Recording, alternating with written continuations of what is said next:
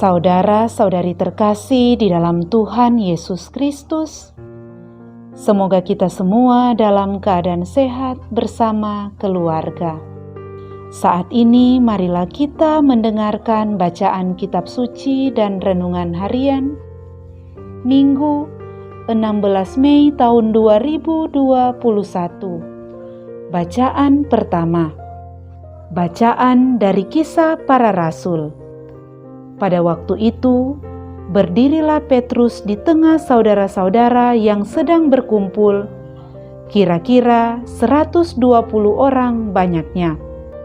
Ia berkata, "Hai saudara-saudara, harus digenapi nas kitab suci yang disampaikan Roh Kudus dengan perantaraan Daud tentang Yudas, pemimpin orang-orang yang menangkap Yesus itu.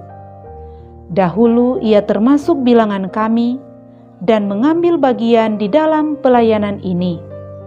Sebab ada tertulis dalam kitab Mazmur, biarlah perkemahannya menjadi sunyi, dan biarlah tidak ada penghuni di dalamnya. Dan lagi, biarlah jabatannya diambil orang lain. Jadi harus ditambahkan kepada kami satu orang yang dipilih dari mereka, yang senantiasa datang berkumpul dengan kami selama Tuhan Yesus bersama-sama dengan kami, yaitu mulai dari baptisan Yohanes sampai hari Yesus terangkat ke surga meninggalkan kami. Bersama kami, ia harus menjadi saksi tentang kebangkitan Yesus." Lalu mereka mengusulkan 2 orang, Yusuf yang disebut Barsabas dan juga bernama Yustus, dan Matias. Mereka semua lalu berdoa, "Ya Tuhan, Engkaulah yang mengenal hati semua orang. Tunjukkanlah kiranya siapa yang Engkau pilih dari kedua orang ini untuk menerima jabatan pelayanan, yaitu kerasulan yang ditinggalkan Yudas, yang telah jatuh ke tempat yang wajar baginya." Lalu mereka membuang undi bagi kedua orang itu, dan yang kena undi adalah Matias. Dengan demikian, Matias ditambahkan kepada bilangan ke-11 rasul. Demikianlah sabda Tuhan, syukur kepada Allah. Bacaan kedua. Bacaan dari surat pertama Rasul Yohanes. Saudara-saudaraku yang terkasih, Allah begitu mengasihi kita, maka haruslah kita juga saling mengasihi. Tidak ada seorang pun yang pernah melihat Allah, tetapi jika kita saling mengasihi, Allah tetap di dalam kita dan kasih-Nya sempurna di dalam kita. Beginilah kita ketahui bahwa kita berada di dalam Allah dan Dia di dalam kita, yakni bahwa Ia telah mengaruniai kita mendapat bagian dalam Roh-Nya. Kami telah melihat dan bersaksi bahwa Bapa telah mengutus Anak-Nya menjadi juru selamat dunia. Barang siapa mengaku bahwa Yesus adalah Anak Allah, Allah tetap berada di dalam Dia dan Dia di dalam Allah. Kita telah mengenal dan telah percaya akan kasih Allah kepada kita. Allah adalah kasih, dan barang siapa tetap berada di dalam kasih, ia tetap berada di dalam Allah, dan Allah di dalam Dia. Demikianlah sabda Tuhan, syukur kepada Allah. Bacaan Injil. Inilah Injil Yesus Kristus menurut Yohanes. Dimuliakanlah Tuhan. Dalam perjamuan malam terakhir, Yesus menengadah ke langit dan berdoa bagi semua murid-Nya.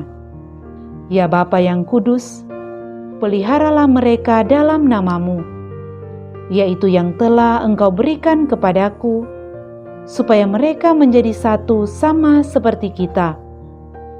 Selama aku bersama mereka, aku memelihara mereka dalam nama-Mu, yaitu nama-Mu yang telah Engkau berikan kepadaku. Aku telah menjaga mereka, dan tidak ada seorang pun dari mereka yang binasa, selain Dia yang telah ditentukan untuk binasa, supaya genaplah yang tertulis dalam kitab suci. Tetapi sekarang aku datang kepadamu.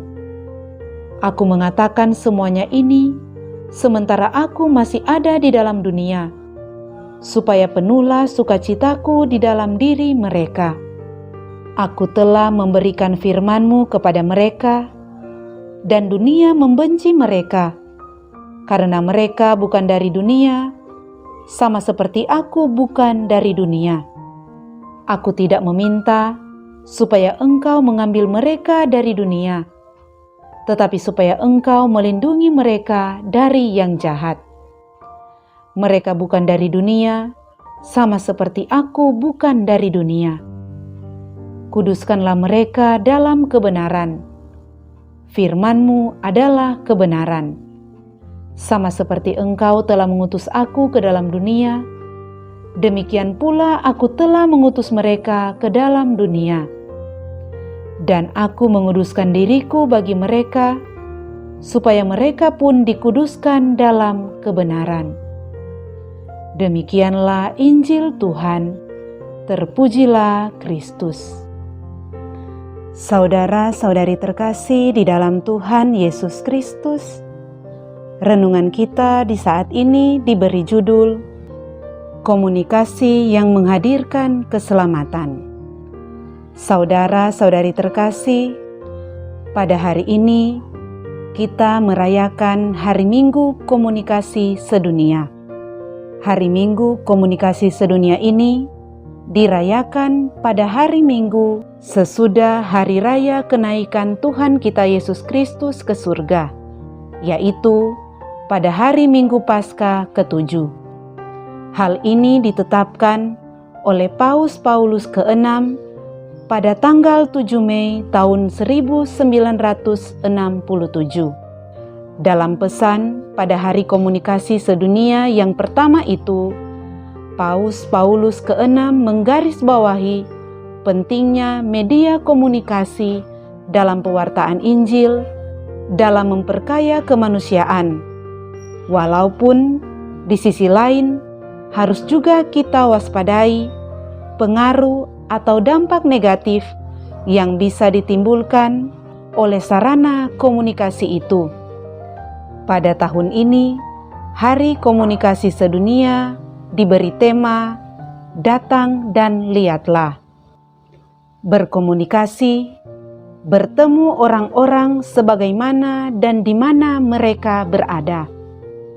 Tema ini mengajak kita semua untuk menggunakan media komunikasi dalam menjangkau setiap manusia dimanapun mereka berada dan tinggal, dalam cara hidup mereka masing-masing, dengan kondisi dan keadaannya, agar mereka disapa oleh kebaikan dan cinta Allah dalam bentuk yang terbaik menurut aturan media komunikasi modern, sehingga sebanyak mungkin manusia dilawati oleh Allah lewat usaha pewartaan kita yang menyapa mereka, baik di tingkat paroki, keuskupan, bahkan keluarga dan pribadi kita masing-masing.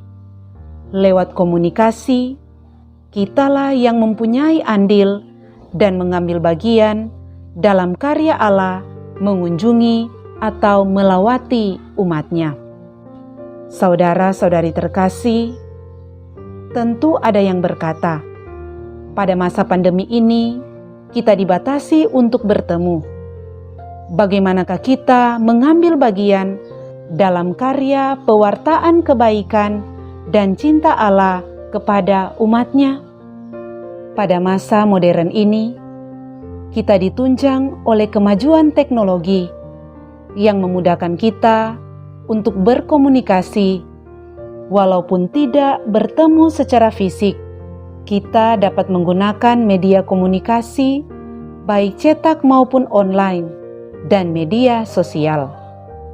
Tentu banyak di antara kita yang mempunyai akun media sosial seperti Facebook, WhatsApp, Telegram, Instagram, Line, ataupun YouTube, dan lain-lain.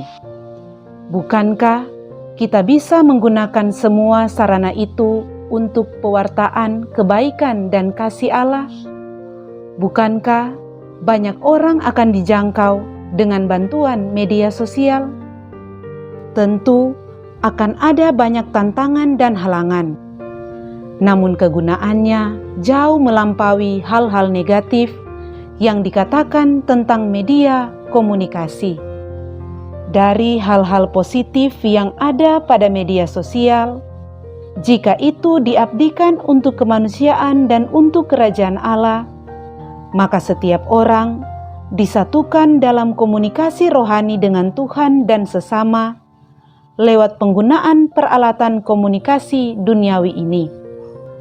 Dengan itu, dimaksudkan agar kita semua boleh menjadi satu dalam nilai-nilai kemanusiaan dan nilai-nilai Injil, dan agar orang-orang dipersatukan dengan Allah dan dengan sesama satu sama lain untuk mendatangkan kebaikan. Saudara-saudari terkasih, dalam Injil Yohanes hari ini, Tuhan Yesus berdoa untuk kesatuan para murid-Nya. Kehancuran atau keterpecahan adalah hal yang berlawanan dengan misi Tuhan Yesus. Keterpecahan gereja adalah hal yang bertentangan dengan Injil.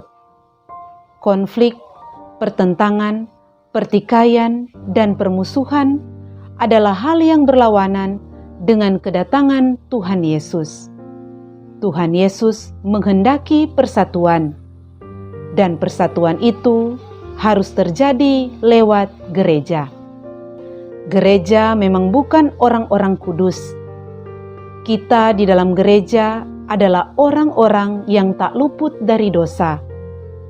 Karena itu, di dalam gereja kita dibantu untuk membangun persekutuan dan agar orang saling membantu sesamanya atas dasar persekutuan itu. Memang konflik tidak bisa dihindari, tetapi dalam gereja hendaknya itu diselesaikan kembali terus-menerus menjadi bagian dari perutusan kita, yaitu untuk membawa persatuan. Saudara-saudari terkasih, Hari Komunikasi Sedunia adalah tanda persatuan. Kita diajak untuk membangun komunikasi dalam iman kepada Tuhan, komunikasi dengan keluarga, dengan gereja, dan dengan masyarakat. Gereja meyakini bahwa dalam komunikasi ada persatuan dan keselamatan. Jika keluarga ada komunikasi, di situ ada keselamatan karena ada persatuan. Jika dalam gereja ada komunikasi, di sana juga akan terjalin keselamatan. Karena itu, Tuhan Yesus berdoa kepada Bapa. Itu adalah contoh komunikasi rohani yang dilakukan antara Tuhan Yesus dengan Bapa di surga. Dan yang Tuhan doakan adalah keperluan para murid, yaitu persekutuan erat di antara mereka. Jadi, keselamatan itu terjadi jika ada persatuan, termasuk dalam kehidupan dan pelayanan para murid. Saudara-saudari terkasih, oleh karena itu, baiklah kita membangun komunikasi yang sehat dan bukan komunikasi sepihak, apalagi demi kepentingan dan keuntungan diri sendiri.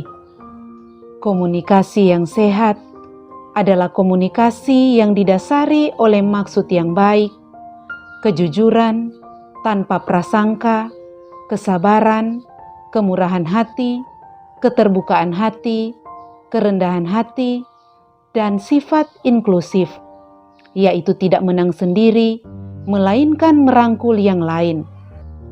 Komunikasi yang sehat menghendaki kedamaian, kebaikan, dan kesejahteraan, serta pembangunan dan kebaikan bersama dalam cinta kasih. Semoga lewat hari komunikasi sedunia ini, kita dapat membangun komunikasi yang baik dan sehat dengan Tuhan dan sesama, sehingga keselamatan boleh terwujud dalam kehidupan kita. Semoga demikian. Amin.